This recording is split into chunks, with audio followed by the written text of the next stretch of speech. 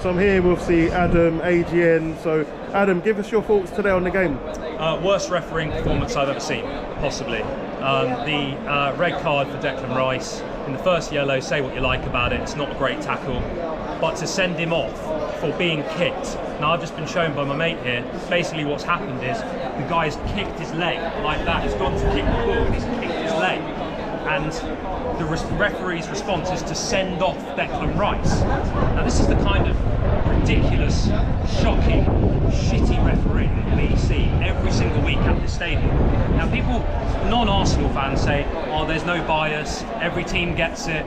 The evidence is really stacked against that point of view. The evidence is definitely in favour of Arsenal getting the bad end of these refereeing decisions. That was a horrendous refereeing performance. We were winning 1-0, we were playing very well. Yeah, we could have taken more of our chances again, not clinical enough. But you know, we were set to win that game. Probably 2-0 maybe. It looked like a 2-0, maybe 3-0 game if we went through the gears. Certainly I've never felt like we were going to lose it.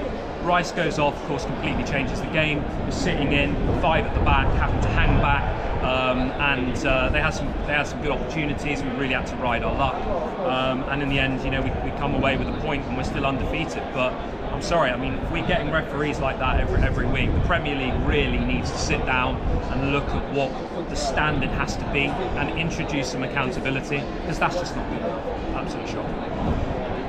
How do you feel going forward? We've got a couple of difficult fixtures coming up. We've got Tottenham Hotspurs away, Manchester City away. So opening like 4 or 5 games are quite difficult. How confident do you feel about those ones? Yeah, it's a difficult question now, to be honest with you, because obviously Rice won't be playing. He's with 2 yellows. He's out for Spurs, which is a really big miss. We still have Partey. I suppose we'll have to play Jorginho next to Partey if we play with the 2 DMs. I still feel like on a good day we can beat Spurs. Of course, I expect us to do well against Spurs, but the City game in particular is going to be really, really difficult. And I don't think, from what I understand, we can appeal the second yellow. I don't think there's any basis of doing that. I might be wrong, I don't know, I haven't looked at the rules at the moment, but I don't think you can appeal a second yellow. So it looks like Rice will be out. And we started the season so well. We rode our luck a little bit last week against Villa. Watkins, a couple of chances missed, big chances, but we were doing well. 6 out of 6, now it's 7 out of 9. And you don't know how big that point might be, but you don't know how big that 2 drop points might be come the end of the season. As we saw last season, it's fine margins. It's going to come down to 1, 2, 3 points at the end of the season, and we just don't know. So to be honest with you, I'm still upbeat in the sense that we didn't lose it. I'm still upbeat in the sense that we didn't lose, but we needed to win that. We needed to win. Is it 1 point gained or 2 points dropped? I think on the basis of the refereeing performance, it's 1 point gained, because I think that referee was determined to have us lose that game. I was convinced there at the end, I know we spoke about it before I came on camera, that he'd give a penalty. At the end there was a handball call. He didn't give the pen in the end. VAR looked at it and decided that it wasn't a pen. But it looked for all the world like he was set on handing us 0 points out of 3, and we managed to cling on to 1 out of 3, which is good in a way, because today's my birthday and losing on my birthday would have been absolutely awful. So we got 1. Let's hold the 1 point. Let's take it, move on, and try and look, try and put this behind us now. It's done. It's finished.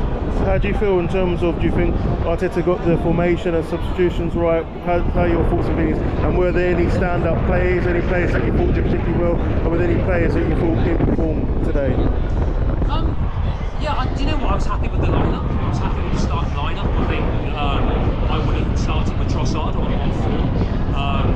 My mate who I'm sat with today, he would have picked Martinelli, but obviously, on form, Trossard was in better form, so I backed that. It was a good decision. I think, from the start, he was okay, but he was put in an impossible position when Rice got sent off, and literally sent off for nothing. Quite literally sent off for nothing. Then what can he do? Well, did he make decisions quickly enough? Did he bring subs on quickly enough? There was about 10 minutes where we didn't do anything. We didn't make any substitutions. So arguably, he could have maybe put Jorginho on, tried to basically give Partey some help in the centre of that midfield. Brighton looked like they were running through us very, very easily. And then, of course, he went 5 at the back. That was a bit of a solidifying thing to do, which I backed as well. So I think he did what he could to get us a point. And actually, the weird thing is we could have actually won the game. Because Havertz had a good chance, went through, put it straight to the goalkeeper, and then Saka could have done better as well on another chance. So actually, we could have won the game. And that's the amazing thing. I mean, it could have gone either way. But the fact that it could have gone either way was the basis of one of the worst refereeing decisions I have ever seen in football in the 29, 30 years I've been watching football. And looking onwards to the rest of the season, do you feel that we have enough firepower in terms of our forwards, in terms of wide plays and centre forwards to, you know, have a good Premier League campaign and have good cup runs? How do you feel about that? Yeah, it's a good question. I mean, I think, well, you know, I wasn't overly impressed with our transfer business. I think we needed more. We did some good things at the start, but we needed more. I think we've got Sterling over the line, but that's a big if. Can Arteta get the best out of Raheem Sterling? He was not a young player by any means. He's 29 years old, so we're going to have the right end of luck. We need Havertz to stay in form. We need him to score the goals he's scoring, and we need Sterling to basically do what he did under Arteta at City. But these are conditionals; they're not definites. Do we have enough? To be honest, I'm not sure. I'm sitting on the fence. I think on the balance, I think we're going to need more. I think we may need to add in January.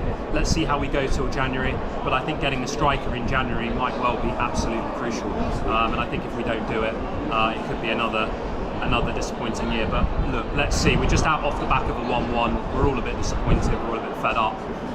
Let's see how we feel in a few weeks. Most importantly, can you tell the viewers and the subscribers where they can find you on your social media platforms? Yes, thank you. Yeah, I'm AGN Football on TikTok, AGN Entertainment on YouTube. I do a number of different videos. If it's football you love, you're in the right place. As you know, I'm a dedicated Arsenal fan, season ticket holder, so I'd love you to check out my content. And yeah, please like, follow, subscribe, do all of those things.